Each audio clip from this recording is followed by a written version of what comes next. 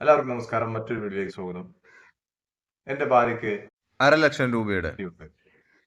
എനിക്ക് സർക്കാർ വക പെൻഷൻ ഉണ്ട്.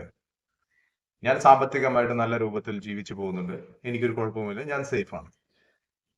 മറ്റുള്ള നിങ്ങൾ എങ്ങനെ ജീവിക്കണം? നിങ്ങൾ നരകിച്ച് ജീവിക്കണം. നിങ്ങൾക്ക് ഇവിടെ പണം ഉണ്ടാക്കാൻ പാടില്ല. നിങ്ങൾ ഉണ്ടാക്കിയ പണങ്ങളെല്ലാം തന്നെ കള്ളപ്പണങ്ങളാണ്. നിങ്ങൾ സമ്പാദിച്ചു കൂട്ടുന്ന ഓരോ നാണയത്തുട്ടുകളും കള്ളപ്പണങ്ങളാണ്. ഞാനത് ഇന്റലിജൻസിനെ കൊണ്ട് അന്വേഷിപ്പിക്കും. അതുമായി ബന്ധപ്പെട്ടിട്ട് നിങ്ങളെ നരകയാതന അനുഭവിപ്പിക്കും.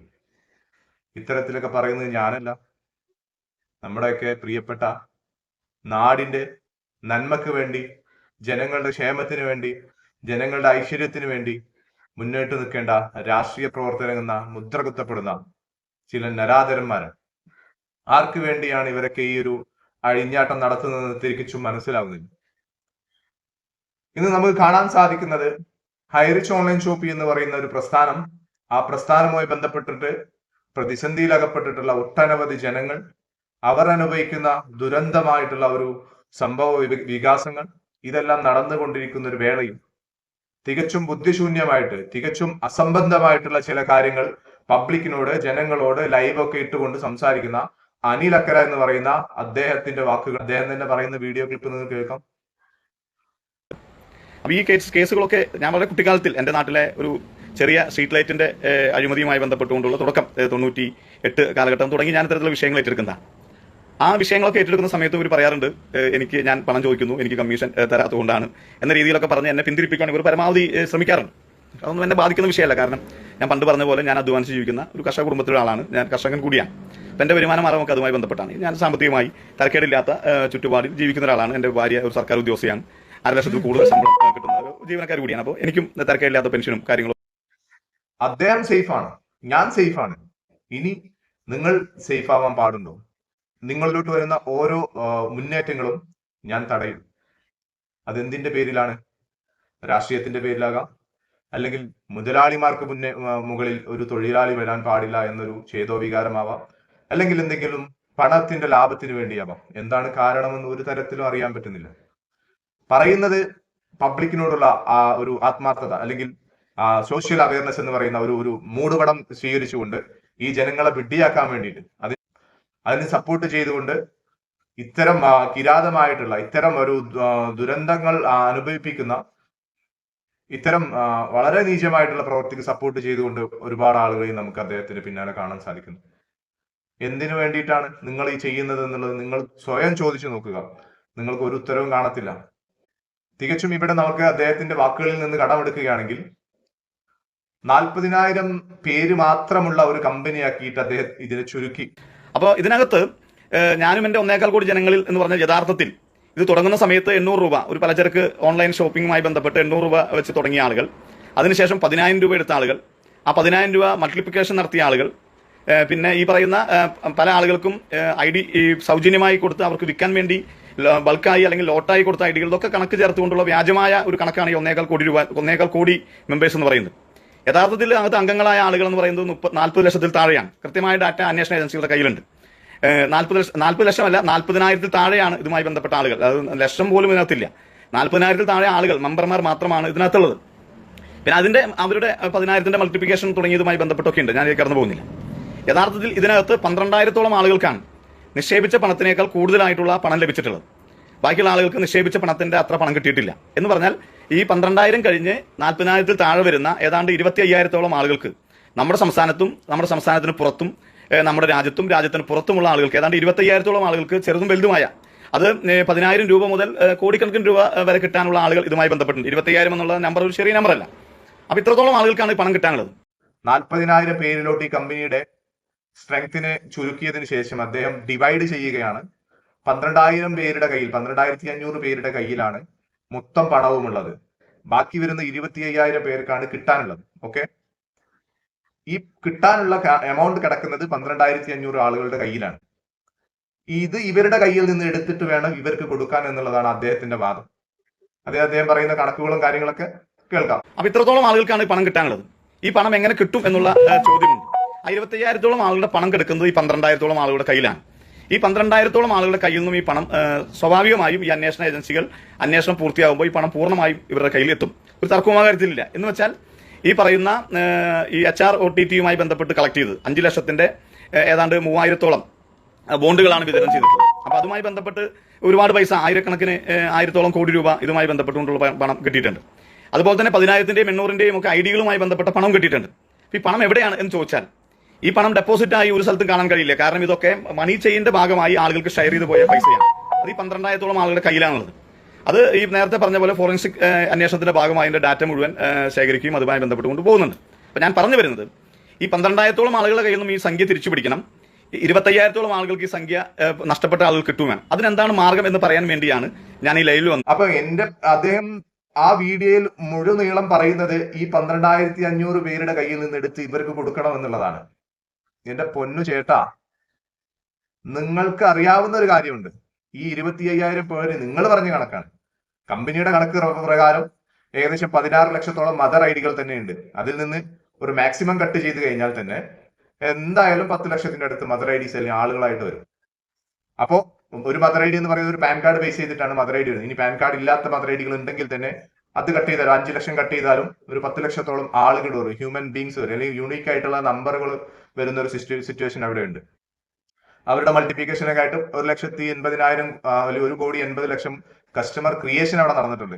ഫ്രീ ഐ ഡി ആയിക്കോട്ടെ, 800-ന്റെ ഐ ഡി ആയിക്കോട്ടെ, 10,000-ന്റെ ഡിജിറ്റൽ റെഡീം കൂപ്പൺ ആയിക്കോട്ടെ, അത്തരത്തിലുള്ള അല്ലെങ്കിൽ മറ്റു തരത്തിലുള്ള OTT റെഡീം കൂപ്പൺ ആയിക്കോട്ടെ, എല്ലാം തന്നെ ഈ പറയുന്ന രൂപത്തിലുള്ള കസ്റ്റമർ ക്രിയേഷൻ അവിടെ നടന്നിട്ടുണ്ട്. കമ്പനിയെ സംബന്ധിച്ചിടത്തോളം ഫ്രീ ഐ ഡി എടുത്തവന് സേവനം കൊടുക്കേണ്ടതായിട്ടുള്ള ഉത്തരവാദിത്തം കമ്പനിക്കുണ്ട്.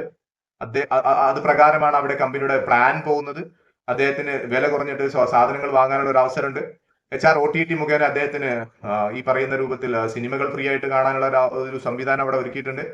ഈ പറയുന്ന രൂപത്തിൽ ഓൺലൈൻ ഷോപ്പ് ഈ പ്ലാറ്റ്ഫോമിൽ നിന്ന് സാധനങ്ങൾ പർച്ചേസ് ചെയ്യാനുള്ള ഈ ഫ്രീ ഐ ഡി ഉപയോഗിച്ച് അദ്ദേഹത്തിന് പർച്ചേസ് ചെയ്യുമ്പോൾ കിട്ടുന്ന ഡിസ്കൗണ്ടുകൾ കിട്ടാനുള്ള ഒരു കാര്യം അവിടെ ഒരുക്കി വെച്ചിട്ടുണ്ട്. സാധനങ്ങളും സേവനങ്ങളും എല്ലാം തന്നെ ഈ പറയുന്ന ഫ്രീ ഐ ഡി എടുത്ത ആളുകൾക്കും കമ്പനി കൊടുക്കേണ്ട ഉത്തരവാദിത്തം കമ്പനിക്കുണ്ട്. ഇനി അതിൽ കൂടുതൽ വരുമാനം ആഗ്രഹിക്കുന്ന ആളുകൾക്ക് നെറ്റ്വർക്ക് മാർക്കറ്റിംഗ് എന്ന് പറയുന്ന വളരെയധികം പവർഫുൾ ഉള്ള പൊട്ടൻഷ്യൽ ഉള്ള സാറൊന്നും വിളിക്കുന്നില്ല, മോശമായി പോകും. എന്റെ പൊന്നു ചേട്ടാ, അമ്പലപ്പറമ്പിൽ നമ്മളെ കുലുക്കി കുത്തുന്ന ഒരു കമ്പാരിസൺ പറഞ്ഞിരുന്നു. അന്ന് തുടങ്ങിയതാണ് എനിക്ക് നിങ്ങളോടുള്ള കലിപ്പ്. അമ്പലക്കലക്ക് കുതിക്കൂത്തുന്ന പരിപാടി അല്ലേ ഇത് ഇറങ്ങി പണിയെടുത്ത് തന്റേതായിട്ടുള്ള സ്വന്തം ടീമിനെ ക്രിയേറ്റ് ചെയ്തുകൊണ്ട് അവർക്ക് വേണ്ട സഹായങ്ങളും സൗകര്യങ്ങളും അവർക്ക് വേണ്ട ട്രെയിനിങ്ങും ക്ലാസ്സുകളും നിരന്തരം ചെയ്തു കൊടുത്തുകൊണ്ട് നമ്മളെ പോലെ അവരെയും വളർത്തിയെടുക്കുന്ന ഒരു സിറ്റുവേഷനാണ് നെറ്റ്വർക്ക് മാർക്കറ്റിംഗ് എന്ന് പറയുന്നത്. ഇത് ഒരു വട്ടമെങ്കിലും ചെയ്തു നോക്കണം. വെറുതെ പറയുന്നതല്ല, ഒരു വട്ടമെങ്കിലും ചെയ്തു നോക്കണം. അപ്പൊ പറഞ്ഞു വരുന്നത്, അദ്ദേഹം പറഞ്ഞൊരു കണക്കിലോട്ട് തന്നെ വീണ്ടും വരാം. ഹൈറിച്ച് ഓൺലൈൻ ഷോപ്പിൽ ടോട്ടൽ 40,000 ആളുകളെ ഉള്ളൂ. 12,500 പേരുടെ കയ്യിലാണ് മൊത്തം പണം കിടക്കുന്നത്. 25,000 പേർക്കാണ് എമൗണ്ട് കിട്ടാനുള്ളത്. ഓക്കെ, അപ്പൊ ചേട്ടൻ ഇത്രയും പറഞ്ഞു. വീഡിയോയിൽ ഒരുപാട് 20 മിനിറ്റിന്റെ വീഡിയോ ആണ്. അദ്ദേഹം അതിലൊന്നും തന്നെ പറയാത്തൊരു വാക്കുണ്ട്. 260ഓളം കോടി രൂപ ഇന്ന് ഹൈറിച്ച് ഓൺലൈൻ ഷോപ്പിയുടെ ബാങ്കിൻ ബാലൻസിൽ അവിടെ ഉണ്ട്. ഈ പറയുന്ന ആളുകളിൽ നിന്ന് വാങ്ങിയിട്ട് വേണം ഇവർക്ക് കൊടുക്കാൻ. ഈ പറയുന്ന ആളുകൾ 12,500ഓളം വരുന്ന ആളുകളിൽ നിന്ന് വാങ്ങിയിട്ട് വേണം ഇവർക്ക് കൊടുക്കാൻ വേണ്ടിയിട്ട്. ഞാനൊരു കാൽക്കുലേഷൻ നടത്തി നോക്കി. ജസ്റ്റ് ഒരു കാൽക്കുലേഷൻ നമുക്ക് നടത്താലോ. കാൽക്കുലേഷൻ നടത്തി നോക്കിയപ്പോ 25,000 പേർക്ക് ഡിവൈഡ് ആ 260 കോടി അല്ലെങ്കിൽ 230 കോടി ഡിവൈഡ് ചെയ്ത് കൊടുത്താൽ തന്നെ ഒരാൾക്ക് 10 ലക്ഷം രൂപ വെച്ച് അല്ലെങ്കിൽ 9.5 ലക്ഷം രൂപ വെച്ച് കൊടുക്കാനുള്ള എമൗണ്ട് നിലവിൽ ഹൈറിച്ച് കമ്പനിയുടെ കയ്യിൽ ഉണ്ട്. ഗവൺമെന്റ് ഫ്രീസ് ചെയ്ത് വെച്ചിട്ടുണ്ട്. അതെടുത്ത് കൊടുക്കാൻ വേണ്ടിയിട്ട് ഒറ്റൊരു മെസ്സേജ് എങ്കിലും സാറിന് പറഞ്ഞാൽ പോരെ, ചേട്ടന് പറഞ്ഞാൽ പോരെ. ഒരൊറ്റ മെസ്സേജ്. ഈ സാർ എന്നുള്ള വിളി ഒരു ബഹുമാനപൂർവ്വം നമ്മൾ ഒരുപാട് തവണ വിളിച്ച് എക്സ്പീരിയൻസ് ആയ ആൾക്കാരാണ്. അത് അതിന്റെ ഒരു രീതിയാണ്. അപ്പോ ഈ ചേട്ടനോട് പറയാനുള്ളത്, കണക്കുകൾ അറിയാൻ ചെറിയ കുട്ടികൾക്കൊക്കെ എല്ലാ കണക്കുകളും അറിയാം സാർ. നിങ്ങൾ ഈ 40,000-ന്റെയും 12,500, 20,000-ന്റെ ഒക്കെ കണക്ക് പറഞ്ഞ് ഈ അറിയാത്ത ആളുകളെ അല്ലെങ്കിൽ ഈ പറയുന്ന ബുദ്ധിമുട്ടായി അനുഭവിക്കുന്ന തങ്ങളുടെ പണം എങ്ങനെയെങ്കിലും ഒന്ന് കിട്ടാനുള്ള ആഗ്രഹം, അല്ലെങ്കിൽ വളരെയധികം ബുദ്ധിമുട്ട് അനുഭവിക്കുന്ന മക്കളുടെ ഫീസ് അടക്കാനും ഇതുമായി ബന്ധപ്പെട്ടിട്ട് ഒരു സാമ്പത്തികമായിട്ടുള്ള ഒരു പുരോഗതി കൈവരിക്കാൻ വേണ്ടിയിട്ട് ഇതിലോട്ട് പണം ഡിജിറ്റൽ റെഡീം കൂപ്പൺ ആയിട്ട് എടുത്തുകൊണ്ട് അതിൽ നിന്ന് കിട്ടുന്ന ഇൻസെന്റീവ് കൊണ്ട് തങ്ങളുടേതായിട്ടുള്ള സാമ്പത്തിക മുന്നേറ്റം ആഗ്രഹിച്ച് അതിലോട്ടിട്ട ആളുകളുണ്ട്. ഈ പറയുന്ന പോലെ പണം ഇതിലോട്ട് നിക്ഷേപിക്കുന്ന സമയത്ത് നിക്ഷേപം എന്ന് പറയുന്നതിന്റെ അർത്ഥം എന്റെ കയ്യിലുള്ള പണം ഞാൻ എവിടെയെങ്കിലും കൊണ്ടുപോയി വെക്കുന്നതിനെ നിക്ഷേപം എന്ന് മലയാളത്തിൽ പറയാം. അത് റെഡീം കൂപ്പൺ ആയിട്ട് എടുക്കുന്നവരുണ്ട്. മറ്റു മേഖലകളിൽ ഇൻവെസ്റ്റ് ചെയ്യുന്ന ആളുകളുണ്ട്. ഹൈറിച്ച് ഓൺലൈൻ ഷോപ്പിൽ റെഡീം കൂപ്പൺ ആയിട്ട് നമുക്ക് റെഡീം അഡ്വാൻസ് കൺസൈൻമെന്റ് മുഖേന നമുക്ക് എടുത്ത് അതിൽ നിന്ന് കിട്ടുന്ന കമ്പനി തരുന്ന ഇൻസെന്റീവ് നമുക്ക് എന്ത് ചെയ്യാൻ പറ്റും, എടുത്തുകൊണ്ട് നമ്മളെ കാര്യങ്ങൾ നടത്താൻ പറ്റും. കമ്പനി പറഞ്ഞിട്ടുള്ളത് നിങ്ങൾക്ക് 3 ഇരട്ടി, നിങ്ങൾ ഈ മുടക്കുന്ന മുതലിന്റെ 3 ഇരട്ടി നിങ്ങൾക്ക് തിരിച്ചു തരാമെന്നുള്ളതാണ്. കമ്പനിയെ സംബന്ധിച്ചിടത്തോളം, അഡ്വാൻസ് കൺസൈൻമെന്റ് എടുക്കുന്ന കമ്പനിയെ സംബന്ധിച്ചിടത്തോളം ഞാൻ കൊടുക്കുന്ന പണം കൊണ്ട് കമ്പനി അവിടെ വളർന്നു വരികയാണ്. കമ്പനി വളർന്നു വരുന്ന വഴിക്ക് കമ്പനിക്ക് കിട്ടുന്നതായിട്ടുള്ള പ്ലാറ്റ്ഫോം ഫീകളും മറ്റു കാര്യങ്ങളും എല്ലാം കൂടി കൂട്ടിയിട്ട്, ഇനി അത് കടമാണെങ്കിൽ പോലും ആ മറ്റു മേഖലയിൽ നിന്ന് കടമെടുത്തുകൊണ്ടും കമ്പനിക്ക് എന്ത് ചെയ്യാൻ പറ്റും, ഈ പറയുന്ന കസ്റ്റമേഴ്സിനെ നിലനിർത്തിക്കൊണ്ടു പോകാനുള്ള ഒരു ബാധ്യത കമ്പനിക്കുണ്ട്. അപ്പൊ കമ്പനിന്റേതായ കാര്യങ്ങളും കണക്ക് കൂട്ടി ആ കണക്കും കാൽക്കുലേഷനൊക്കെ കൂട്ടിയിട്ട് ഈ പറയുന്ന വ്യക്തികൾക്ക് തിരിച്ച് ഇൻസെന്റീവ് ആയിട്ട് കൊടുക്കുമ്പോൾ അവർ ഹാപ്പിയാണ്. ഈ പറയുന്ന രൂപത്തിൽ ഒരുപാട് കസ്റ്റമേഴ്സ് വീണ്ടും വരികയാണ്. 25,000 ആളുകളെ 230 കോടിയെ കൊണ്ട് എന്ന് കാൽക്കുലേറ്റ് ചെയ്ത് നോക്കിയാൽ ഒരാൾക്ക് 9 ലക്ഷം രൂപ കിട്ടാനുണ്ട്. ഈ 25,000-ൽ തന്നെ ഒറ്റ ഐ ഡി എടുത്ത ആളുകൾ ഒരുപാട് ആളുകളുണ്ട്. 50, 2 ID, 3 ID, 4 ID, 5 ID എടുത്ത ഒരുപാട് ആളുകളുണ്ട്. ഇവർക്കൊക്കെ കൊടുത്താൽ തന്നെ ഓരോരുത്തർക്കും 10 ലക്ഷം അല്ലെങ്കിൽ 15 ലക്ഷം രൂപ അല്ലെങ്കിൽ 20 ലക്ഷം രൂപ അവർക്ക് തിരിച്ചു കിട്ടാനുള്ള ഒരു കാര്യങ്ങളെല്ലാം അവിടെ ഉണ്ട്. ചേട്ടൻ അതൊന്നും ഈ പറയുന്ന വീഡിയോയിൽ പറഞ്ഞില്ല.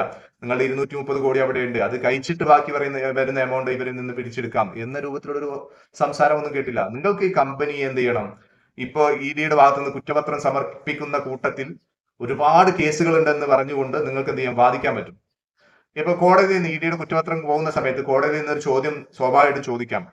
ഇതിൽ പറയപ്പെടുന്ന പരാതിക്കാരനായിട്ടുള്ള ആളുകൾ ഈ ഒരു കമ്പനിയുമായിട്ട് കണക്ട് ചെയ്ത ആളുകളാണോ, അല്ലെങ്കിൽ ഇതുമായിട്ട് എന്തെങ്കിലും ബാധ്യത അവർക്ക് കമ്പനിയുമായിട്ടുണ്ടോ? തീർച്ചയായിട്ടും ഇതുവരെ എന്തുണ്ടായിരുന്നില്ല. PA വത്സൻ എന്ന് പറയുന്ന വ്യക്തി ബഡ്സ് ആക്ട് പ്രകാരം കൊടുത്ത മുഖേനയാണെങ്കിൽ അതുമായിട്ട് അദ്ദേഹം കണക്റ്റഡ് അല്ല കമ്പനിയുമായിട്ട്.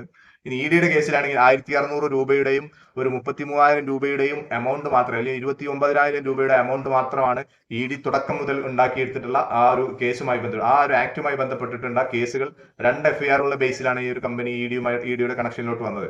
33,000 രൂപയുടെ കണക്ക് നമ്മൾ തുടക്ക സമയത്ത് കോടതിയിൽ അദ്ദേഹം നമ്മളെ ബഹുമാനപ്പെട്ട കോടതി പറഞ്ഞിരുന്നു, ഈ 33,000 രൂപ നിങ്ങൾ ഫ്രീസ് ചെയ്തിട്ട് ബാക്കിയുള്ള എമൗണ്ട് കൊടുക്കാനുള്ള ഒരു സംവിധാനം നിങ്ങൾക്ക് ചെയ്തുകൂടെ എന്നൊരു ശുപാർശ ചെയ്തിരുന്നു. അപ്പൊ അതിലോട്ടാണ് ഈ പറയുന്ന കൂടുതൽ FIRകൾ അതിലോട്ട് കണക്ട് ചെയ്തുകൊണ്ട് ഈ കമ്പനിയിൽ നിന്ന് ഉള്ളിൽ നിന്ന് തന്നെ ഒരുപാട് പരാതികൾ വരുന്നുണ്ട് എന്നൊരു കാര്യം ബോധ്യപ്പെടുത്താൻ വേണ്ടിയിട്ട്. പക്ഷെ ചേട്ടൻ്റെ ഒരു കാര്യം മറന്നുപോയി, ഫ്രീസ് ചെയ്തതിന് ശേഷമാണ് നമുക്ക് ആർക്കും തന്നെ പണം ലഭിക്കാത്തൊരു സിറ്റുവേഷൻ വരുന്നുള്ളൂ. ഫ്രീസ് ചെയ്യപ്പെട്ടത് ഗവൺമെന്റ് ആണ്, കമ്പനി അത് കൊടുക്കില്ല എന്ന് പറഞ്ഞിട്ടില്ല. അപ്പൊ ഇത്തരത്തിൽ ഒരു കാൽക്കുലേഷൻ നോക്കുകയാണെങ്കിൽ തന്നെ നിങ്ങൾ പറഞ്ഞത് ഈ എമൗണ്ട് അവിടെ കിടക്കുന്നുണ്ട്. അപ്പൊ അതൊന്നും നിങ്ങളുടെ കാര്യങ്ങളല്ല. കുറ്റപത്രം സമർപ്പിക്കുന്നവന് ഒരുപാട് FIRകൾ വരണം, അതിന് ഒരുപാട് പേരെ നിങ്ങൾ എന്ത് ചെയ്യണം, വഞ്ചിക്കണം. നിങ്ങൾ പറഞ്ഞ് കേസ് കൊടുത്താൽ പോലും ക്യാഷ് കിട്ടുമെന്ന് ഉറപ്പൊന്നുമില്ല. ഒരു പരാതി നിങ്ങൾ വിജിലൻസ് ഡയറക്ടർക്ക് അയക്കണം. കഴിയുമെങ്കിൽ അതിൻ്റെ ഒരു പകർപ്പ് എൻ്റെ ഈ പറയുന്ന ഫേസ്ബുക്കിനകത്തോ അതല്ലെങ്കിൽ എൻ്റെ വാട്സപ്പ് നമ്പറിനകത്തോ എൻ്റെ മെയിൽ ID-യിലേക്ക് അയച്ചാൽ ഞാനത് ഫോളോ ചെയ്തതാണ്. അതിന്റെ കാരണം എന്താണെന്ന് വെച്ചാൽ ഇപ്പോൾ ഈ കേസിൽ 2 കേസാണ് നടക്കുന്നത്. PMLA-യുടെ പരിധിയിൽ 250ഓളം കോടി, 212 കോടി രൂപ ബഡ്സ് ആക്ടിന്റെ പരിധിയിലും 212 കോടി രൂപ PMLA ആക്ടിന്റെ പരിധിയിൽ നിൽക്കുന്നുണ്ട്. അപ്പോൾ അഡ്ജുഡിക്കേറ്റിംഗ് അതോറിറ്റി ആദ്യം കണ്ടുകെട്ടിയിട്ടുള്ളത് ED-യുടേതാണ്. ബാക്കി ഈ പറയുന്ന 12,000-ഓളം ആളുകളുടെ കയ്യിൽ നിന്ന് പണം തിരിച്ചു പിടിക്കുക എന്നുള്ളത് നിസ്സാരമായ ഒരു പ്രക്രിയയല്ല. ആ 12,000-ഓളം ആളുകളുടെ കയ്യിൽ നിന്നും ഈ പണം തിരിച്ചു പിടിക്കും. ആ തിരിച്ചു പിടിച്ച് നടപടിക്രമങ്ങൾ പൂർത്തിയാക്കി, അത് ഇന്ന് നാളെ മറ്റന്നാൾ എന്ന് പറഞ്ഞ് കിട്ടുന്ന പൈസയൊന്നും അല്ലത്. കാരണം ഇത് നിങ്ങൾ ആരും നിയമപരമായി ആലോചിച്ചിട്ടല്ലോ ഇതിനകത്ത് പണം കൊണ്ടുപോയിട്ടത്. പിന്നെ എന്തിനാണ് ചേട്ടാ കേസ് കൊടുക്കുന്നത്? നമ്മൾ ആ ക്യാഷ് കിട്ടാൻ വേണ്ടിയിട്ടല്ലേ. ഈ കിടക്കുന്ന 230 കോടി നമ്മളിലോട്ട് തിരിച്ചു തരാൻ വേണ്ടിയിട്ട് ഒരു സംവിധാനം നിങ്ങൾ ഒരു വാക്ക് പറഞ്ഞിരുന്നെങ്കിൽ ഒരു സാമൂഹിക ബന്ധമുള്ള അല്ലെങ്കിൽ സാമൂഹിക പ്രതിബദ്ധതയുള്ള ഒരാളാണെന്ന് കരുതാമായിരുന്നു. ഇത് സ്വന്തം ലാഭത്തിനും സ്വന്തം നേട്ടങ്ങൾക്കും ഒരു പ്രസ്ഥാനത്തെ തകർക്കുന്ന, ഒരുപാട് പ്രസ്ഥാനങ്ങൾ തകർക്കുന്ന ഒരു സ്ഥിരമായിട്ടുള്ള ഒരാളായിട്ട് നിങ്ങൾ മാറി. ചേട്ടൻ പറഞ്ഞത് പണ്ട് സ്ട്രീറ്റ് ലൈറ്റിന്റെ കാര്യത്തിൽ തുടങ്ങിയതാണെന്നുള്ളത്. നമ്മളും അതുപോലെ തന്നെയാണ്. നമ്മൾ ഈ നാട്ടിൽ തന്നെ ജീവിച്ചു വരുന്നേ. നമ്മളും അനീതി കണ്ടാൽ എതിർക്കും. നിങ്ങളെ പോലത്തെ നുണ പറയുന്ന ആളുകളെ കണ്ടാൽ നമ്മൾ എതിർത്ത് പറയും. അതിന് ആരാണോ വലുപ്പമാണോ അതൊന്നും നോക്കത്തില്ല നമ്മൾ. എന്റെ സ്വഭാവം അതാണ്, നിങ്ങൾക്ക് അന്വേഷിച്ചാൽ മനസ്സിലാവും. അപ്പോ പിന്നെ കുറച്ച് എന്താ പറയാ, പീക്കിരി കുറച്ച് ടീംസ് ഉണ്ട് ഇവരുടെ ശിങ്കിടികളായി വെല്ലുവിളികളൊക്കെ നടത്തിയിട്ടുണ്ട്. സ്വരൂപല്ല നമ്മൾ താടിക്കാരെന്നൊക്കെ പറയും, മുള്ളമ്പന്നി എന്നൊക്കെ പറയും. അപ്പോ പറയാനുള്ള കാര്യം ഇത്രേ ഉള്ളൂ. നീ ചോദിക്കുന്ന ചോദ്യങ്ങൾക്ക് മറുപടി തന്നു കഴിഞ്ഞാൽ നിനക്ക് മനസ്സിലാവില്ല. നിനക്ക് മനസ്സിലാവാത്ത കാര്യത്തെക്കുറിച്ച് നമ്മൾ എത്ര പറഞ്ഞ് മനസ്സിലാക്കി തന്നാലും നമ്മുടെ ടൈമാണ് അവിടെ വേസ്റ്റ് ആയി പോകുന്നത്. നീ അത് തിരുത്താനും പോകുന്നില്ല, നന്നാവാനും പോകുന്നില്ല. ഇവിടെ കമ്പനി ഏതൊരു പ്രൈവറ്റ് ലിമിറ്റഡ് കമ്പനി ആണെങ്കിലും അഡ്വാൻസ് കൺസൈൻമെന്റിലൂടെ നമുക്ക് എന്ത് ചെയ്യാം, പണം ശേഖരിക്കാൻ പറ്റുമെന്നുള്ളത് ബഡ്സ് നിയമത്തിൽ പറയുന്നുണ്ട്. അത് ബഡ്സിന്റെ ഉള്ളിൽ പെടത്തില്ല. ഈ കമ്പനിയും സ്വീകരിച്ചിട്ടുള്ള അഡ്വാൻസ് കൺസൈൻമെന്റ് മുഖേനയാണ് കമ്പനി എന്ത് ചെയ്തിട്ടുള്ളത്, റെഡീം കൂപ്പണുകൾ കൊടുത്തുകൊണ്ട് സ്വീകരിച്ചിട്ടുണ്ട്. അവിടെ എക്സ്ട്രാ റെഡീം കൂപ്പണും കമ്പനി എന്ത് ചെയ്തിട്ടുണ്ട്, കൊടുത്തിട്ടുണ്ട്. അപ്പോൾ ഞാനൊരു അഡ്വാൻസ് കൺസൈൻമെന്റ് കൊടുക്കുന്നതിന്റെ അർത്ഥം എനിക്ക് എന്തെങ്കിലും റിട്ടേൺ വേണമെന്നൊരു ആഗ്രഹം, അല്ലെങ്കിൽ എനിക്ക് എന്തെങ്കിലും തിരിച്ചു കിട്ടണ്ടേ. അതാണ് കമ്പനി തന്നിരുന്ന ഇൻസെന്റീവ് എന്ന് പറയുന്നത്. അപ്പൊ അത് നിയമപരമായിട്ട് അംഗീകരിക്കുന്ന കാര്യങ്ങളാണ്. അപ്പൊ നിങ്ങൾക്ക് മനസ്സിലാവാത്തത് അതിനെക്കുറിച്ചുള്ള അറിവില്ലാത്തത് കൊണ്ടാണ്. അല്ലെങ്കിൽ ഒരു തവണയെങ്കിലും ഇത്തരം മേഖലയിലോട്ട് വന്ന് എക്സ്പീരിയൻസ് ചെയ്തുകൊണ്ട് എന്താണ് നെറ്റ്വർക്ക് മാർക്കറ്റിംഗ് എന്ന് പഠിക്കണം. മനോരമ പത്രത്തിൽ വ്യക്തമായിട്ട് അവിടെ കൊടുത്തിട്ടുള്ള ഒരു കോളത്തിൽ കൊടുത്തിട്ടുണ്ട്, പോൺസി സ്കീം എന്ന് പറഞ്ഞാൽ എന്താണെന്നത്. ചാൾസ് പോൺസിയസ് എന്ന് പറയുന്ന വ്യക്തി, അദ്ദേഹം പണ്ട് മുതൽ അദ്ദേഹം ഒരു ഫ്രോഡായിരുന്നു. അദ്ദേഹം പണ്ട് മുതൽ എന്ത് ചെയ്തു, അദ്ദേഹം പണ്ട് ഒരു കാര്യം ചെയ്തു, ഒരു സാധനങ്ങളോ സേവനങ്ങളോ ഒന്നും ഇല്ലാത്തൊരു സിറ്റുവേഷനിൽ അദ്ദേഹം എന്ത് ചെയ്തു, ജനങ്ങളിലോട്ട് പണം വാങ്ങിയിട്ട് താഴെ നിൽക്കുന്ന ആളുകൾക്ക് വീതിച്ചു കൊടുക്കുന്ന ഒരു സിറ്റുവേഷൻ. ഹൈറിച്ച് ഓൺലൈൻ ഷോപ്പ് ചെയ്തത് അതല്ല, അതിന് പോൺസി സ്കീം എന്ന് വിളിക്കാൻ പറ്റത്തില്ല. ഹൈറിച്ച് ഓൺലൈൻ ഷോപ്പ് ചെയ്തത്, ഹൈറിച്ച് ഓൺലൈൻ ഷോപ്പിയുടെ ഇ കൊമേഴ്സ്യൽ സൈറ്റുകളുണ്ട്, ഇ കൊമേഴ്സ്യൽ വെബ്സൈറ്റ് ഉണ്ട്. അത് നിങ്ങൾ പോയി നോക്കി അതിലോട്ടുള്ള ട്രാഫിക്കുകൾ നിങ്ങൾക്ക് കാണാൻ പറ്റും. സാധനങ്ങൾ വാങ്ങാറുണ്ട്, വീട്ടിലോട്ട് സാധനങ്ങൾ എത്താറുണ്ട്. ഈ പറയുന്ന ഏജൻസികൾ വർക്ക് ചെയ്യുന്നുണ്ട്, ഹബ്ബുകൾ വർക്ക് ചെയ്യുന്നുണ്ട്, വെണ്ടർ സിസ്റ്റം നല്ലപോലെ വർക്ക് ചെയ്യുന്നുണ്ട്. കമ്പനിക്ക് നല്ല രൂപത്തിൽ പ്ലാറ്റ്ഫോം ഫീ കിട്ടിക്കൊണ്ടിരിക്കുന്ന ഒരു സാഹചര്യമായിരുന്നു. OTT പ്ലാറ്റ്ഫോമുകളുണ്ട്, അതുമായി ബന്ധപ്പെട്ട ഒരു സബ്സ്ക്രിപ്ഷൻ വഴി കമ്പനിക്ക് നല്ലപോലെ വരുമാനം വരുന്ന സിറ്റുവേഷൻ ആയിരുന്നു. ഞാൻ മുന്നേ പറഞ്ഞിട്ടുണ്ട്, 10 മാസം കഴിഞ്ഞ് പുറത്തു വരേണ്ട ഒരു കുട്ടി, അല്ലെ അതുമായി ബന്ധപ്പെട്ട ഒരു പൂർണ്ണ വളർച്ചയെത്തേണ്ട കുട്ടിയെ 4 മാസത്തിന്റെ ഉള്ളിൽ സ്റ്റോപ്പ് ചെയ്തുകൊണ്ട് കീറി മുറിച്ചു നോക്കുമ്പോൾ ആ കുട്ടിക്ക് ചിലപ്പോൾ കൈ അനങ്ങത്തില്ല, കാല് വളർത്തില്ല, ചെവി കേൾക്കത്തില്ല, കണ്ണ് തുറക്കത്തില്ല. നിങ്ങൾ ഇപ്പോഴാണ് അതിനെ കീറി മുറിക്കുന്നത്. 2020 ഒരു കണക്ക് വെച്ച് നീ ഒരുപാട് സംസാരിക്കുന്നുണ്ട്. 2020 ഒരു ഓഡിറ്റ് റിപ്പോർട്ടുമായി സംബന്ധിച്ചുകൊണ്ട് അന്ന് 450 കോടിയൊക്കെ പ്രോഫിറ്റ് കൊടുത്തതെന്ന് നീ പറയുന്നുണ്ട്. മോനെ, കൊടുക്കാനുള്ളത് കൊണ്ടല്ലേ കൊടുക്കുന്നതേ. ഇപ്പൊ നഷ്ടത്തിലായ കമ്പനി എങ്ങനെ പ്രോഫിറ്റ് കൊടുക്കുന്നു എന്നുള്ളതാണ് ചോദ്യം. നഷ്ടത്തിലായ കമ്പനി പ്രോഫിറ്റ് കൊടുക്കുന്നത് എങ്ങനെയെന്നുള്ള ചോദ്യത്തിന് ഞാൻ ഒരു വീഡിയോ കാണിച്ചു തരാം. ഒക്കെ അതുപോലെയുള്ള ഒരു കാര്യമാണ്. ഇതൊക്കെ ഉണ്ടെങ്കിലും ചില 1-2 മീഡിയ, സോഷ്യൽ മീഡിയ പ്രത്യേകിച്ച്, ഇത് ലോട്ടറിയാണ്, തട്ടിപ്പാണ്, വെട്ടിപ്പാണ്. ആർക്ക് തട്ടിപ്പ് വെട്ടിപ്പ്? ഇവിടെ 300ഓളം 15,000 ബോച്ചെ പാർട്ട്ണർ ഫ്രാഞ്ചൈസിക്ക് അപേക്ഷിച്ചിട്ടുണ്ട്. 300 ചില്ലാൻ പേർക്ക് ഞാൻ കൊടുത്തിട്ടുണ്ട് ഫ്രാഞ്ചൈസി. അവരൊക്കെ 50,000 തൊട്ട് 2 ലക്ഷം വരെ മാസം സമ്പാദിക്കുന്നുണ്ട്. ടീ വാങ്ങുന്നവർക്ക് 40 രൂപയ്ക്ക് നല്ല ബോച്ചെ ടീ കിട്ടുന്നുണ്ട്, പ്ലസ് ദിവസേന ലക്ഷങ്ങൾ കിട്ടുന്നുണ്ട്, 1000 പേർക്ക് കിട്ടുന്നുണ്ട്. എനിക്കിപ്പോൾ 10 കോടി രൂപയോളം നഷ്ടമാണ്. അതൊരു 6 മാസം, ഒരു വർഷം എടുക്കും ഒരു ബിസിനസ് ലാഭത്തിലായി വരാൻ. അങ്ങനെയാണ് മുൻകൂട്ടി നമ്മൾ സ്പെൻഡ് ചെയ്യണം. പക്ഷേ ഞാൻ കോടിക്കണക്കിന് കൊള്ള ലാഭം ഉണ്ടാക്കി ഇത് തട്ടിപ്പാണ്, നയമല്ല, വെട്ടിപ്പാണെന്ന് ഇങ്ങനെ ഓരോന്ന് ചേർന്ന് പ്രചരിപ്പിച്ചുകൊണ്ടിരിക്കുകയാണ്. ഇതാണ് ഇതിൻ്റെ യാഥാർത്ഥ്യം. രേഖകൾ വെച്ചിട്ടല്ലേ എല്ലാവരും സംസാരിക്കേണ്ടത്. എന്തിനും മീഡിയ എന്തിനാണ് രേഖകൾ നോക്കി അല്ലെങ്കിൽ വിധി നോക്കി ഒരാൾ കുറ്റം ചെയ്തിട്ടുണ്ടോ എന്ന് യാഥാർത്ഥ്യം നോക്കിയിട്ട് പറയണം. അല്ലാതെ ഒരു ഇതുമില്ലാതെ അങ്ങനെ പ്രചരിപ്പിച്ചുകൊണ്ടിരിക്കുകയാണ് ചില സോഷ്യൽ മീഡിയ. കോടി എനിക്ക് നഷ്ടമാണ്, എന്നാലും ഞാൻ ആളുകളിലോട്ട് കടമാണ്, എന്നാലും ഞാൻ ആളുകളിലോട്ട് പണം കൊടുക്കുന്നത് എനിക്കത് പിന്നീട് തിരിച്ചു പിടിക്കാൻ പറ്റുമെന്നുള്ള ഒരു ബിസിനസ് മൈൻഡ് ഉള്ളതുകൊണ്ടാണ്. ഇതേ സെയിം പാറ്റേൺ ആണ് ഹൈറിച്ചും ഉപയോഗിച്ചിട്ടുണ്ടായിരുന്നത്. ഈ ഒരു ബിസിനസ് മുന്നോട്ട് കൊണ്ടുപോകുമ്പോൾ ഇന്ന് 680ഓളം ഏജൻസികളാണ് ഈ ടോട്ടൽ ഇന്ത്യയിൽ വർക്ക് ചെയ്യുന്നതെങ്കിൽ അത് 1000-ലോട്ട് കടക്കും, അത് 10,000-ലോട്ട് കടക്കും. ഇത്തരത്തിലൊരു ബൂമിങ്ങിലോട്ട് കടക്കുന്ന സമയത്ത് ഒരു കടയിൽ നിന്ന്, ഒരു ഷോപ്പിൽ നിന്ന് ഒരു മാസത്തിൽ 5,000 രൂപ പ്ലാറ്റ്ഫോം ഫീ ലഭിക്കുകയാണെങ്കിൽ ഇന്ത്യയിലെ ടോട്ടൽ പിൻകോഡുകൾ നിങ്ങൾ പരിശോധിച്ച് നോക്കിയാൽ അതിന്റെ പകുതി എടുത്താൽ പോലും നിങ്ങൾക്ക് ഈ പറയുന്ന കമ്പനിക്ക് വരുന്ന ടേൺ ഓവർ, വരുന്ന കോടിക്കണക്കിന് രൂപയുടെ ഒരു ബിസിനസ് മൈൻഡ് നിങ്ങൾക്ക് ഉണ്ടെങ്കിൽ അതാണ് നിങ്ങൾ ഭയപ്പെട്ടത്. പല ആളുകളും ഭയപ്പെട്ടത് അതാണ് ഒന്നാമത്തെ കാര്യം. ഇനി ഹൈറിച്ച് ഓൺലൈൻ ഷോപ്പിയുടെ OTT പ്ലാറ്റ്ഫോം നോക്കുകയാണെങ്കിൽ സബ്സ്ക്രിപ്ഷൻ എന്ന് പറയുന്ന സാധനം ഇന്ന് ഏറ്റവും കൂടുതൽ പണം ഉണ്ടാക്കാൻ പറ്റുന്ന ഒരു കാര്യമാണ്. മന്ത്ലി അതെന്ത് ചെയ്യണം, ഓട്ടോമാറ്റിക് റിന്യൂവലോട്ട് പോവുകയാണ്. ഒരു കൊല്ലം കഴിഞ്ഞാൽ കൊല്ലത്തിലോട്ട് റിന്യൂവലോട്ട് പോരുകയാണ്. ഒരു കൊല്ലം കഴിഞ്ഞാൽ അടുത്ത അതേ എമൗണ്ട് എന്ത് ചെയ്യണേ, ഓരോ വ്യക്തിയിൽ നിന്നും അത് ആ കമ്പനിക്ക് തിരിച്ച് വീണ്ടും കിട്ടുന്ന ഒരു അവസരം. അതിലോട്ട് കണ്ടന്റുകൾ, സിനിമകൾ, ഒരുപാട് കാര്യങ്ങൾ കമ്പനിയിലോട്ട് എന്ത് ചെയ്യണം, ആദ്യം തന്നെ ഇറക്കേണ്ടതുണ്ട്. ഒരുപാട് പണം നഷ്ടത്തിലോട്ട് ചിലപ്പോൾ പോകേണ്ടതുണ്ട്. അതും കമ്പനി കൊടുത്തിട്ടുണ്ട്. ഒരുപാട് പ്രൊഡക്ഷനിലോട്ട് കമ്പനി കടന്നു.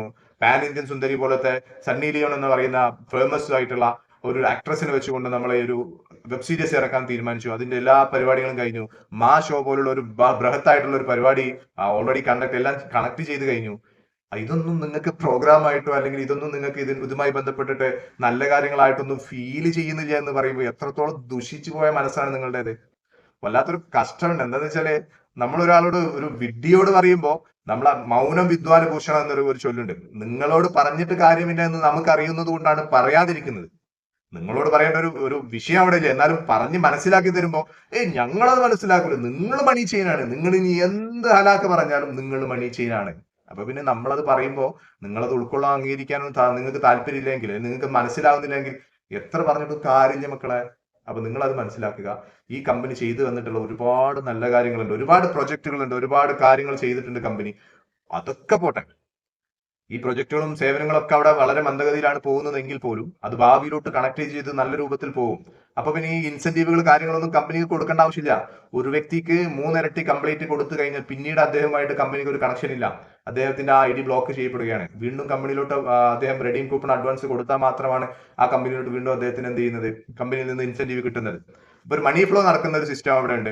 അതുമായി ബന്ധപ്പെട്ടിട്ട് കമ്പനിയിൽ എന്ത് ചെയ്യാണ്, ഈ ഒരുപാട് ജനങ്ങൾ, ഒരുപാട് സാധാരണക്കാരനായിട്ടുള്ള ആളുകൾ, ഓട്ടോറിക്ഷ ഓടിച്ച ആളുകൾ, ബസ് ഡ്രൈവർ ആയിട്ടുള്ള ആളുകൾ, കൂലിപ്പണിയെടുത്ത് ജീവിച്ച ആളുകൾ, പ്ലംബർ ആയിട്ട് നിന്ന ആളുകൾ, ഗൾഫിൽ കഷ്ടപ്പെട്ട് പണിയെടുത്ത് നിന്ന് കുറെ കാലം കഷ്ടപ്പെട്ട ആളുകൾ ഇന്ന് അതിന്റെ ഒരു പീക്ക് സമയത്ത് നല്ല രൂപത്തിൽ വരുമാനം കണ്ടെത്തിയിട്ടുണ്ട്. മാന്യമായിട്ടുള്ള ജോലിയാണ് നെറ്റ്വർക്ക് മാർക്കറ്റിംഗ്. അമ്പലപ്പറമ്പിലെ കുലുക്കി കുത്തല്ല നെറ്റ്വർക്ക് മാർക്കറ്റിംഗ് എന്ന് പറയുന്നത്. ആ ജോലി എടുത്തുകൊണ്ട് മാന്യമായിട്ടുള്ള തന്റേതായിട്ടുള്ള സ്വപ്നങ്ങൾ ഓരോന്നായി നേടിയെടുക്കുമ്പോൾ അതിന് തടയിടുന്ന തന്നെ പോലത്തെ ഭീകരന്മാരെയാണ് ഈ സത്യത്തിൽ ഈ ഒരു കേരളത്തിൽ നിന്ന് തുടച്ചു മാറ്റേണ്ടത്. കാരണം കേരളത്തിൽ നിങ്ങൾ നോക്കുകയാണെങ്കിൽ വല്ലാത്തൊരു കഷ്ടമുണ്ട്. ഈ ഗവൺമെന്റ് ഒക്കെ ചുമ്മാ നോക്കിയിരിക്കുകയാണോ? ഈ ഒരു സർക്കാർ ആണെങ്കിലും ഈ ഒരു ഉദ്യോഗസ്ഥന്മാരാണെങ്കിലും എന്തൊരു കഷ്ടമാണ് നോക്കിയേ. ഒറ്റ നെറ്റ്വർക്ക് മാർക്കറ്റിംഗ് കമ്പനിയുടെ ഹെഡ് ഓഫീസ് കേരളത്തിൽ കാണില്ല, ഒറ്റ നെറ്റ്വർക്ക് മാർക്കറ്റിംഗ് കാണത്തില്ല. ടോട്ടൽ വേൾഡിൽ തന്നെ അറിയപ്പെടുന്നുണ്ട് കേരളത്തിൽ ഒരു ബിസിനസ് തുടങ്ങാൻ പാടില്ല എന്നുള്ള ഒരു വല്ലാത്തൊരു ചിത്രം നിലനിൽക്കുന്നുണ്ട്. ആരോട് പറയാനാ? നിങ്ങൾ ഈ നിയമസഭയിലൊക്കെ പോയിട്ട് എന്ത് തേങ്ങയാണ് നിങ്ങൾ ഉണ്ടാക്കുന്നത്? ഈ കേരളത്തിൽ ഞങ്ങളെ പോലത്തുള്ള യുവാക്കളായിട്ടുള്ള ആളുകൾക്ക് നല്ല രൂപത്തിൽ ബിസിനസ് ചെയ്യാനും നല്ല രൂപത്തിലുള്ള ഒരു മാർഗ നിർദ്ദേശമൊക്കെ തരാൻ വേണ്ടിയിട്ടുള്ള ആൾക്കാരാണ് നിങ്ങളൊക്കെ അവിടെ ഇരിക്കുന്നത്. നിങ്ങൾ അവിടെ പോയിട്ട് വെറുതെ നിങ്ങൾ അങ്ങോട്ടും ഇങ്ങോട്ടും കുറ്റം പറയുന്ന ഒരു സാഹചര്യം ഒഴിവാക്കിയിട്ട് കേരളത്തിലോട്ട് എന്തൊക്കെയാ വേണ്ടത്, കേരളത്തിലൊരു വ്യവസായ സൗഹൃദമായിട്ട് മാറ്റാനുണ്ടാവും കാര്യങ്ങൾ എന്തൊക്കെ, ആരൊക്കെ മാറ്റണം? ഈ പറയുന്ന PA വത്സനെ പോലുള്ള ആളുകളൊക്കെ ജയിലിലടച്ചിടുന്ന സാഹചര്യം സമയമൊക്കെ കഴിഞ്ഞിട്ടുണ്ട്. അദ്ദേഹത്തിന്റെ ഒരുപാട് കാര്യങ്ങൾ നിങ്ങൾ നിയമസഭയിൽ തന്നെ പറഞ്ഞിട്ട് ഇന്നും അദ്ദേഹത്തെ ഒഴിച്ചു വിട്ടിട്ടുണ്ടെങ്കിൽ അദ്ദേഹത്തെ പോലുള്ള ആളുകളാണ് ഈ ഒരു സ്ഥിതിഗതി ഇതിനോട്ട് എത്തിച്ചിട്ടുള്ളത്. മനസ്സിലാക്കുക, തെറ്റ് ചെയ്തവരുണ്ടെങ്കിൽ അത് കണ്ടെത്തട്ടെ. എത്ര ദിവസമായി, ഇപ്പൊ ഒരുപാട് ദിവസമായില്ല ഇതിന്റെ പിന്നാലെ ഞാൻ നടന്നുകൊണ്ടിരിക്കുന്നത്. തെറ്റ് ചെയ്തിട്ടുണ്ടെങ്കിൽ കണ്ടെത്തട്ടെ. 2023 ഒരു സർക്കുലർ ഇറങ്ങിയിട്ടുണ്ട്. 60 ദിവസത്തിനുള്ളിൽ ബഡ്സ്പരമായിട്ട് 60 ദിവസത്തിനുള്ളിൽ കളക്ടറോ അതുമായി ബന്ധപ്പെട്ട ആളുകളോ റിപ്പോർട്ട് സമർപ്പിച്ചില്ല എങ്കിൽ കോമ്പറ്റേറ്റീവ് അതോറിറ്റി ഈ പറയുന്ന കളക്ടർക്കും ആർക്കും നടപടി എടുക്കുമെന്നുള്ളത്, അത് കർശനമായിട്ടുള്ള നടപടി ഉണ്ടാവുന്നുള്ളത്. എന്തുകൊണ്ട് നിങ്ങൾ നടപടി എടുത്തില്ല? 60 ദിവസം കഴിഞ്ഞ് 71 കഴിഞ്ഞിട്ടാണല്ലോ നിങ്ങൾ അവിടെ അന്ന് ആദ്യത്തെ റിപ്പോർട്ട് കൊടുത്തത്. എന്തുകൊണ്ട് കളക്ടർക്കെതിരെ നിയമ നടപടി എടുത്തില്ല? അപ്പൊ എന്നിട്ടും നിങ്ങൾ ഐറിച്ചിനെ ഒറ്റ രാത്രി കൊണ്ട് എന്ത് ചെയ്തു? വീണ്ടും ലോക്ക് ചെയ്യുന്ന രൂപത്തിലോട്ട്, വീണ്ടും അതിനെ പെർമനന്റ് അറ്റാച്ച് ചെയ്യാൻ വേണ്ടിയിട്ട് നിങ്ങൾ വീണ്ടും ഓവർ ടൈം എടുത്തുകൊണ്ട് നിങ്ങൾ വർക്ക് ചെയ്തു. ആ കളക്ടർ ഒന്ന് മാറി, സ്ഥലം മാറിപ്പോയി. അപ്പോ സഞ്ജയ് കൗൾ സാറിനോടും പറയാനുള്ളത് ഇതേ കാര്യം തന്നെയാണ്. ഒരു പ്രസ്ഥാനത്തെ തകർക്കാൻ വേണ്ടിയിട്ട് ഒരു കൂട്ടർ വരുമ്പോൾ അതിന് കൂട്ടു നിൽക്കരുത്. പകരം ഈ പ്രസ്ഥാനത്തോട് നിങ്ങൾക്ക് ചോദിക്കാം, ഒരു ടേബിൾ ടോക്ക് നടത്തിയിട്ട് നിങ്ങൾ ചോദിക്കാം, നിങ്ങളുടെ ഓഡിറ്റ് റിപ്പോർട്ട് കൊണ്ടുപോവാ, നിങ്ങളുടെ ഡോക്യുമെന്റ് കൊണ്ടുപോവാ, ഇതുമായി ബന്ധപ്പെട്ട് കണക്ട് ചെയ്ത് നിങ്ങൾ മണി ചെയിൻ എല്ലാം നടത്തുന്നത് തെളിയിക്കാൻ വേണ്ടിയിട്ടുള്ള സംവിധാനങ്ങൾ നിങ്ങൾ കൊണ്ടുപോവാ. ശേഷം അവര് പറയുന്നത്, കമ്പനി പറയുന്നത് നിങ്ങൾക്ക് ഒരിക്കലും അംഗീകരിക്കാൻ പറ്റാത്തൊരു സാഹചര്യമാണെങ്കിൽ ദ നെക്സ്റ്റ് മൊമെന്റ് നിങ്ങൾക്ക് എന്ത് ചെയ്യാം? താൽക്കാലികമായിട്ട് ഫ്രീസിംഗിലോട്ട് കടക്കാം. കമ്പനിക്ക് പറയേണ്ട കാര്യങ്ങളുമായി ബന്ധപ്പെട്ട് കോടതിയിലോട്ട് കാര്യങ്ങൾ ചെയ്യാം. ഇതൊന്നും ഇവിടെ നടന്നിട്ടില്ല. ഒരു ചോദ്യം പോലും നിങ്ങൾ ചോദിച്ചിട്ടില്ല. രാത്രിക്ക് രാത്രി നിങ്ങൾ അതിനെന്ത് ചെയ്തു? ബ്ലോക്ക് ചെയ്തു. ആർക്ക് വേണ്ടി? എന്തിനു വേണ്ടി? ഈ പറയുന്ന ജനങ്ങളുടെ കണ്ണീരൊപ്പാൻ വേണ്ടിയിട്ടാണോ? ആണെങ്കിൽ നിങ്ങൾ ആ പണം തിരിച്ചു കൊടുക്കാനുള്ള സംവിധാനം ചെയ്യൂ സർ. അതുമായി ബന്ധപ്പെട്ട് ഈ പറയുന്ന അനിലക്കരെ പോലത്തെ ആളുകൾ മുതല കണ്ണീർ ഒരുക്കിക്കൊണ്ട് നിങ്ങൾക്ക് പണം വേണമെങ്കിൽ നിങ്ങൾ ഇത് ചെയ്യണം എന്ന് പറയുന്ന രൂപത്തിലോട്ട് കാര്യങ്ങൾ പറയുമ്പോൾ അദ്ദേഹത്തിന്റെ ജീവിതം സേഫാണ്. സ്വത്തുക്കളുണ്ടെന്ന് പറഞ്ഞു. 100 കോടിയുടെ ഭൂമി ഇടപാടുകൾ അദ്ദേഹം നടത്തുന്നുണ്ട്. കുന്ന് മൊത്തത്തിൽ മേടിച്ചിരിക്കുകയാണ്. കുന്നെന്ന് പറഞ്ഞാൽ വലിയ കുന്നൊന്നല്ല, കുന്നും പാടം ഒക്കെ കൂടിയിട്ടുള്ള ഒരു 100 ഏക്കറേന്ന് തോന്നുന്നുണ്ട്. അപ്പോൾ അതൊന്നിച്ച് ഞങ്ങളുടെ പഞ്ചായത്ത് പ്രസിഡന്റായിരുന്ന അനിലക്കര മേടിച്ചു. വാങ്ങിയിട്ട് ആവശ്യക്കാർക്കൊക്കെ ഓരോ പ്ലോട്ട് കൊടുത്തിരുന്നു 2 ഏക്കറുടെ. അതിൻ്റെ രജിസ്ട്രേഷൻ ചെയ്ത് അതിൻ്റെ പ്രമാണമൊക്കെ നമുക്ക് തരും. പിന്നെ ആദ്യമൊക്കെ 25,000 രൂപയാണ് തന്നിരുന്നത് ഒരു വർഷത്തേക്ക്. ഇപ്പോൾ അത് 75,000 രൂപ തരുന്നുണ്ട് കേട്ടോ, ഒരു കൊല്ലം. അവർ ഫുള്ളായിട്ട് നമുക്ക് പോയി കൃഷി ചെയ്യാൻ പാടില്ല, അതിൽ അങ്ങനെ വ്യവസ്ഥയുണ്ട്. നമുക്ക് അത് താല്പര്യമില്ലെങ്കിൽ ആ പ്ലോട്ട് അവർക്ക് തന്നെ കൊടുക്കാം, അല്ലെങ്കിൽ അവിടുത്തെ മതിപ്പ് വിലയ്ക്ക് ഈ നിബന്ധനകളൊക്കെ അംഗീകരിക്കാവുന്ന ആളുകൾക്ക് വിൽപ്പന നടത്താം. ഇതുമായി ബന്ധപ്പെട്ടിട്ട് ഒരുപാട് ചിറ്റിലപ്പള്ളി അത്തരത്തിലുള്ള കാര്യങ്ങളൊക്കെ അദ്ദേഹം നടത്തുന്നുണ്ട്. അദ്ദേഹം സേഫാണ്, അദ്ദേഹം എൻജോയ്മെന്റിലാണ്. അദ്ദേഹത്തിന് ഇതൊരു ഹരമാണ് ജനങ്ങളെ ഇങ്ങനെ ബുദ്ധിമുട്ടിക്കുക എന്നുള്ളത്. പിന്നെ മറ്റേ ഒരുപാട് കുടുംബങ്ങൾക്ക് കിട്ടേണ്ട ആ ഒരു വീടിനെ അദ്ദേഹം തകർത്തു. എന്തിനു വേണ്ടി? ആർക്ക് വേണ്ടി? പാവങ്ങളെ ബുദ്ധിമുട്ടിച്ചിട്ട് ആർക്ക് വേണ്ടി? നിങ്ങൾ ഈ സ്വന്തം ഒരു സ്വാർത്ഥമായിട്ടുള്ള ഒരു കാര്യം എന്നിട്ട് വലിയ വായിൽ വർത്താൻ. ഞാൻ പണ്ട് സ്ട്രീറ്റ് ലൈറ്റ് മുതൽ തുടങ്ങിയതാണ്. ഇത് തേങ്ങയാണ് താനൊക്കെ ഉണ്ടാക്കിയത് ഈ ജീവിതത്തില്. ഒരാൾക്കൊരു നന്മ ഉണ്ടാക്കിയിട്ടുണ്ടോ? ഒരാൾക്കൊരു നന്മ ചെയ്യുക എന്ന് പറയുന്നത് പുണ്യമുള്ള കാര്യമാണ്. തിന്മ ചെയ്യുക എന്നുള്ളത് തിന്മ തന്നെയാണ്. അതിപ്പോ എന്താണെങ്കിലും എന്ത് കാര്യമാണെങ്കിലും ഒരാൾക്ക് ബുദ്ധിമുട്ടുണ്ടാക്കുക എന്ന് പറയുന്നത് തിന്മയാണ്. ആ തിന്മയാണ് നിങ്ങളിപ്പോ ചെയ്തുകൊണ്ടിരിക്കുന്നത്. അതിൽ വലിയ വായിൽ വർത്താനം പറഞ്ഞിട്ടൊന്നും കാര്യമില്ല. അതിന് സപ്പോർട്ട് ചെയ്യുന്ന കുറേ പേരുണ്ടാവും. പക്ഷെ ആ സപ്പോർട്ട് നിങ്ങൾക്ക് പല ലാഭങ്ങളും ഉദ്ദേശിച്ചുണ്ട്, രാഷ്ട്രീയപരമായിട്ടാവാം മറ്റു കാര്യങ്ങളാകാം. അത് അവരിലോട്ട് വന്ന് നോക്കണം. അപ്പൊ അവർ നിങ്ങൾക്കെതിരെ എന്ത് ചെയ്യും, വീണ്ടും സംസാരിക്കും, അനിലക്കര മറ്റേതാണെന്ന് പറഞ്ഞുകൊണ്ട്. അപ്പോ ഒരുപാട് കാര്യങ്ങൾ പറയാനുണ്ട്, പക്ഷെ പറഞ്ഞിട്ട് കാര്യമില്ല. കാരണം കേൾക്കുന്ന ആളുകൾക്ക് മനസ്സിലാവാത്ത കാര്യങ്ങൾ വെറുതെ നമ്മൾ പറഞ്ഞിട്ട് ഒരു കാര്യമില്ല. അവർ വീണ്ടും അത് തുടർന്നുകൊണ്ടേയിരിക്കും. എനിക്ക് പറയാനുള്ളത് ഇവരുടെയൊക്കെ വാക്കുകൾ കേട്ടുകൊണ്ട് ഇവരുടെയൊക്കെ കാര്യങ്ങൾ ഇപ്പൊ മട്ടന്നൂർ ഒരു പരിപാടി നടന്നു എന്ന് പറഞ്ഞു. മട്ടന്നൂർ പരിപാടി നടന്നിട്ട് അതിൽ ഏകദേശം 1000-ഓളം ആളുകൾ പങ്കെടുത്തു എന്ന രൂപത്തിലൊക്കെ ഒരു റിപ്പോർട്ട് അവര് യൂട്യൂബിൽ വിടുന്നുണ്ടായി. എന്തിന് വീണ്ടും അത് കേട്ടിട്ട് ഒരുപാട് ആളുകൾ വീണ്ടും എഫ്ഐആറുകൾ കൊടുക്കാൻ വേണ്ടിയിട്ട്. എഫ്ഐആറുകൾ ഓരോ വ്യക്തികൾക്ക് ഇഷ്ടമുണ്ടെങ്കിൽ ഡയറക്റ്റ് പോയിട്ട് കൊടുത്താൽ പോരെ. മട്ടന്നൂർ ഒരുപാട് ആളുകൾ ഒരുമിച്ച് കൂട്ടേണ്ട കാര്യമുണ്ട്. അപ്പൊ അതിലൊരു വ്യക്തി സംസാരിക്കുന്നുണ്ട്, അദ്ദേഹത്തിന് നേരിട്ട് പോയിട്ട് അവിടെ കേസ് കൊടുത്താൽ പോരെ. രാവിലെ ആർക്കും സംശയം ഉണ്ടെങ്കിൽ എന്നെ തീർച്ചയായിട്ടും വിളിക്കുക. കാരണം എന്ന് പറഞ്ഞാൽ ഐറിച്ച് എന്നൊരു സ്ഥാപനത്തിനെതിരായിട്ട് ഒരു കേസ് കൊടുത്തൊരു വ്യക്തിയൊന്നുമില്ല ഞാൻ. എൻ്റെ പേരിൽ ഒരു ഐ ഡി പോലും ഇല്ല. പക്ഷേ എന്താ, ഞാൻ ഒരുപാട് നഷ്ടപ്പെട്ട കൂട്ടർക്ക് മുന്നോട്ട് നിൽക്കുന്നത്. എനിക്ക് നാളെ സീനാ പ്രധാനം വിളിച്ച് പറയാം, പ്രതിഭ എനിക്കൊരു കൂടി തരാം, ഇനി പിന്മാറുമെന്ന് പറഞ്ഞാൽ ഞാൻ പിന്മാറില്ല. ഞാൻ സാധാരണക്കാരൻ. കാരണം എന്തുകൊണ്ടാണ്, ഞാൻ 5 കൊല്ലം പഞ്ചായത്ത് മെമ്പറായിരുന്നു, പിന്നെ സാധാരണക്കാരൻ്റെ വഴിയിൽ ജീവിച്ച്. അതുകൊണ്ട് എനിക്കൊരു അച്ഛനെ ഉണ്ടായിട്ടുള്ളൂ, ഇന്ത്യ സ്വാതന്ത്ര്യ സമര സേനാനിയാണ്, എം എ കെ മോന.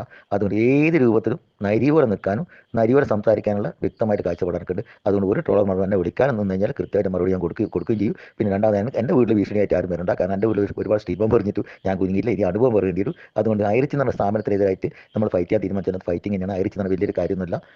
അതിന് ഒപ്പം നിൽക്കാൻ ആരെല്ലാം ആത്മാർത്ഥമായിട്ട് മുന്നോട്ട് വരുന്ന എല്ലാവർക്കും സ്വാഗതം ചെയ്തുകൊണ്ട് അടുത്ത മീറ്റിങ്ങിൽ ഇതിൽ പങ്കെടുത്ത എല്ലാവർക്കും പങ്കെടുക്കാം. അടുത്ത മീറ്റിംഗ് ഇതിനേക്കാൾ സൂപ്പറായിട്ട് നമ്മൾ ഒരുപാട് ആൾക്കാർ പങ്കെടുപ്പിക്കും. ആ സമയത്ത് നിങ്ങൾക്ക് കാണാം നമ്മൾ ഐറിച്ചിൻ്റെ ഇതിനായിട്ട് ഫൈറ്റ് ചെയ്യുന്ന ടീം വർക്കിൻ്റെ വിജയം ആ സമയത്ത് കാണാം. കാരണം ഒരുപാട് ലേറ്റായി, അധിക സമയം സംസാരിക്കുന്ന സമയത്ത് മോശമാവും. അതുകൊണ്ട് എല്ലാവർക്കും പൈസ നഷ്ടപ്പെട്ടില്ല, എല്ലാവർക്കും ഇത് സ്വാഗതം ചെയ്യുന്നു. എല്ലാവർക്കും പൈസ കിട്ടു എന്ന് തോന്നിച്ച ആർക്കും ഉണ്ടെങ്കിൽ നമ്മളായിട്ട് നമ്മുടെ കോർഡിനേഷനായിട്ട് ബന്ധപ്പെടുക. നമ്മളെന്തായാലും പൈസ വാങ്ങിക്കൊടുക്കുന്ന ടീം വർക്കല്ല, നിങ്ങൾക്ക് പൈസ വാങ്ങാനുള്ള സംവിധാനം ഉണ്ടാക്കുന്ന കോർഡിനേറ്ററാണ്. അതിന് ഡീസൻ്റായിട്ട് സംവിധാനമുള്ളൊരു മാഷുണ്ട്, പിന്നെ സാരംഗുണ്ട്, എല്ലാവരും ഉണ്ട്. നിങ്ങളെപ്പുറം അതുമായിട്ട് ബന്ധപ്പെട്ട് നിങ്ങൾക്ക് എല്ലാ കാര്യങ്ങളും നിങ്ങൾക്ക് നമ്മളെപ്പുറം നിൽക്കാം. നിങ്ങൾക്ക് ആത്മാർത്ഥമായിട്ട് നിൽക്കുന്ന കൂട്ടർ നമ്മളെപ്പുറം നിൽക്കുക. അല്ലാണ്ട് 2 നോടി കാലി വെക്കുന്ന കൂട്ടർ ഇത് നിൽക്കേണ്ട. അവർക്ക് പിരിഞ്ഞു പോകേണ്ട സമയം ആയിട്ടുണ്ട് തീർച്ചയായിട്ടും. അപ്പൊ അതിൽ പറയുന്നുണ്ട്, ഇപ്പൊ കൂടുതൽ കേസുകൾ വന്നാലാണ് ശ്രീന മാമിനെ അറസ്റ്റ് ചെയ്യുള്ളൂ, ഇത്തരം രൂപത്തിലുള്ള കാര്യങ്ങൾ വളരെയധികം ബുദ്ധിമോശമായിട്ട് തോന്നുന്ന കുറെ കാര്യങ്ങൾ ചെയ്തു വെക്കുന്നുണ്ട്. ഐറിച്ച് ഓൺലൈൻ ഷോപ്പ് ഈ നിയമപരമായിട്ടൊരു പോരാട്ടത്തിലാണ്. ആ നിയമപരമായിട്ടുള്ള പോരാട്ടം അവർ നടത്തട്ടെ. അതുമായി ബന്ധപ്പെട്ടിട്ട് സമർപ്പിക്കേണ്ട രേഖകളും അതുമായി ബന്ധപ്പെട്ട് സമർപ്പിക്കേണ്ട തെളിവുകളും കണ്ടെത്തി അവർക്ക് കൊടുക്കട്ടെ. അതുമായി ഇപ്പൊ കോമ്പറ്റീറ്റീവ് അതോറിറ്റി ആണെങ്കിലും ED ആണെങ്കിലും ഡിപ്പാർട്ട്മെന്റുകൾ ചെയ്യേണ്ട ജോലികൾ, ഒരു പരാതി കിട്ടിക്കഴിഞ്ഞാൽ ആ പരാതി മേൽ അന്വേഷണം നടത്തുന്നു. അതുമായി ബന്ധപ്പെട്ട് എന്തെങ്കിലും സത്യങ്ങളുണ്ടോ എന്ന് കണ്ടെത്തിയിട്ട് കോടതിക്ക് മുമ്പ് അത് ബോധിപ്പിച്ചു കൊടുക്കുന്നു. ഇതാണ് ഈ പറയുന്ന ഡിപ്പാർട്ട്മെന്റുകളുടെ ജോലി. അത് അവർ നടത്തട്ടെ. ഭംഗിയായിട്ട് അവർ നടത്തുന്നുണ്ട്, ഒരുപാട് നല്ല ഭംഗിയായിട്ട് അവർ നടത്തുന്നുണ്ട്. അപ്പൊ അവരതുമായി ബന്ധപ്പെട്ട് കുറ്റപത്രം സമർപ്പിക്കട്ടെ. ശേഷം കമ്പനിക്ക് പറയാനുള്ള കാര്യങ്ങൾ കോടതിയിൽ പറയട്ടെ. ഇതൊക്കെ ഇവിടെ നടക്കാനുണ്ട്, കഴിയാനുണ്ട്. നിങ്ങൾ ഇപ്പൊ തന്നെ ഇപ്പൊ നിലവിൽ ഐറിച്ച് ഓൺലൈൻ ഷോപ്പ് എന്തല്ല കുറ്റത്തിന്റെ ഉള്ളിൽ പെട്ടിട്ടല്ല, ആരോപിതരായിട്ടുള്ളൂ. ഇപ്പൊ നിങ്ങൾ പറയുന്നത് തട്ടിപ്പ് എന്നുള്ളതാണ്. മുന്നേ നിങ്ങൾക്ക് സെഷൻ കോർട്ടിൽ കിട്ടിയിട്ടുള്ള വിധി ഇന്ന് നിലവിലില്ല. സെഷൻ കോർട്ടിലെ വിധി ഇന്ന് മായ്ക്കപ്പെട്ടിട്ടുണ്ട്. ഹൈക്കോർട്ടിൽ ഐറിച്ചിനെ സംബന്ധിച്ചിടത്തോളം ക്ലീൻ ചീറ്റ് കിട്ടിയിട്ടുണ്ട്. ഇപ്പൊ ഒരു താൽക്കാലിക ഫ്രീസിംഗ് മാത്രമേ ഈ പറയുന്ന ബഡ്സ് അതോറിറ്റിയുമായി ബന്ധപ്പെട്ട് നിലനിൽക്കുന്നുള്ളൂ. അത് പെർമനന്റ് ചെയ്തിട്ടില്ല. EDയുടെ കാര്യമാണെങ്കിൽ PMLAയുമായി ബന്ധപ്പെട്ടിട്ട് അഡ്ജുക്കേറ്റിംഗ് അതോറിറ്റിയുടെ റിപ്പോർട്ട് പ്രകാരം അത് പെർമനന്റോട്ട് പോയി എന്ന് പറയുന്നുണ്ട്. പക്ഷെ അതിന്റെ അപ്പുറത്തോട്ട് ഇനി കുറ്റപത്രം സമർപ്പിക്കാനുണ്ട്. ഈ അഡ്ജുക്കേറ്റിംഗ് അതോറിറ്റിയുടെ റിപ്പോർട്ടും കൂടി സമർപ്പിച്ചുകൊണ്ട് കോടതിയിൽ സമർപ്പിക്കാനുണ്ട്. എന്നിരുന്നാലും ഐറിച്ചിന് പറയാനുള്ളത് കേൾക്കാതെ അതൊന്നും ചെയ്യത്തില്ല. ഐറിച്ചിന് പറയാനുള്ള കാര്യങ്ങളെല്ലാം കേട്ടുകൊണ്ട് PMLA കോർട്ടിൽ പോയി സംസാരിക്കാം. ഇനി അവിടെ ഒരു തീർപ്പ് കിട്ടിയില്ലെങ്കിൽ വീണ്ടും ഹൈക്കോർട്ടിലോട്ട് വന്നുകൊണ്ട് ഹൈക്കോടതിയിൽ നിന്ന് അവർക്ക് വേണ്ടതായിട്ടുള്ള കാര്യങ്ങൾ ചെയ്യാം. നല്ല പവർഫുൾ ആയിട്ടുള്ള വക്കീലിനൊക്കെയാണ് വെച്ചിട്ടുള്ളത്. സമയം കിടക്കുന്നുണ്ട്, ഒരുപാട് കാര്യങ്ങൾ ചെയ്യാനുണ്ട്. എന്റെ പ്രിയപ്പെട്ട ഐറിച്ചുകാരോട് പറയാനുള്ളത്, ഒരു ലോങ് ലെങ്തി വീഡിയോ ആയി, പക്ഷെ എന്നിരുന്നാലും പറയാതിരിക്കാൻ വയ്യ. പലതും നമ്മൾ കേൾക്കും, പലതും അനുഭവിക്കേണ്ടി വരും. പലതരത്തിലുള്ള ബുദ്ധിമുട്ടുകൾ ഈ സമയത്ത് നമ്മൾ അനുഭവിക്കേണ്ടി വരും. ഒരു വല്ലാത്ത സാഹചര്യമാണ്. നമ്മൾക്ക് സ്വന്തത്തിലോട് ചിന്തിക്കുക. പേഴ്സണലി എനിക്ക് ഇങ്ങനെ ഒരു വിഷയം വന്നു കഴിഞ്ഞാൽ നമ്മൾ ചിലപ്പോൾ എന്ത് ചെയ്യും, ഇട്ടെറിഞ്ഞു പോകാം, മനം മടുത്ത് പോകാം. പക്ഷെ ഇതിന്റെ പിന്നിൽ നിൽക്കുന്ന ആളുകൾ, ഇതുമായി ബന്ധപ്പെട്ട് നമ്മളെ നയിച്ചുകൊണ്ടിരിക്കുന്ന ആളുകൾ ഇന്നും അവർ ഊണുറുക്കയിലാണ് നമുക്ക് വേണ്ടി പോരാടിക്കൊണ്ടിരിക്കുകയാണ്. നമ്മുടെ പണം തിരിച്ചു കിട്ടാൻ വേണ്ടിയിട്ട് തന്നെയാണ് അവർ ചെയ്തുകൊണ്ടിരിക്കുന്നത്. അപ്പോൾ നമ്മുടെ ഭാഗത്ത് നിന്ന് കൂടുതൽ എഫ്ഐആറുകൾ വന്നു കഴിഞ്ഞാൽ വീണ്ടും അതിന് ലാഗ് കൂടും എന്നുള്ളത് മാത്രമാണ് അവിടെ നടക്കുന്നത്. നമുക്ക് പണം കിട്ടൂല എന്ന് അദ്ദേഹം തന്നെ പറഞ്ഞു. നമുക്ക് പണം കിട്ടാൻ ഒരുപാട് സമയം എടുക്കും. നമ്മളെന്തിനാ എഫ്ഐആർ കൊടുക്കുന്നത്? നമുക്ക് പണം കിട്ടാൻ വേണ്ടിയിട്ടാണ്. അത് കിട്ടാത്തൊരു സാഹചര്യമാണ്. നമ്മൾ വെറുതെ കൊടുത്തുകൊണ്ട് കോടതിയിൽ നിന്ന് ചോദ്യം ചോദിക്കുമ്പോൾ, അത് നിങ്ങൾക്ക് എത്രത്തോളം എഫ്ഐആറുകൾ ഉണ്ടെന്ന് ചോദിക്കുമ്പോൾ ഇത്രത്തോളം എഫ്ഐആറുകൾ ഉണ്ട്, അപ്പൊ ഇതിനെ പൂട്ടണം എന്നായിരിക്കും പറയും. ഇനി എഫ്ഐആറുകൾ ഒന്നും തന്നെ ഇല്ല എന്നുണ്ടെങ്കിൽ ഓക്കെ, എഫ്ഐആറുകൾ ഇല്ലെങ്കിൽ, പരാതി ഇല്ലെങ്കിൽ പിന്നെ എന്തിനാണ് നിങ്ങൾ ആ കമ്പനിയെ അടച്ചിടപ്പെട്ടിട്ടുള്ളത്, അവനെ തുറന്നു കൊടുക്കൂ എന്ന രൂപത്തിൽ കോടതിയിൽ നിന്ന് വരാം. അത് വരാൻ പാടില്ലല്ലോ.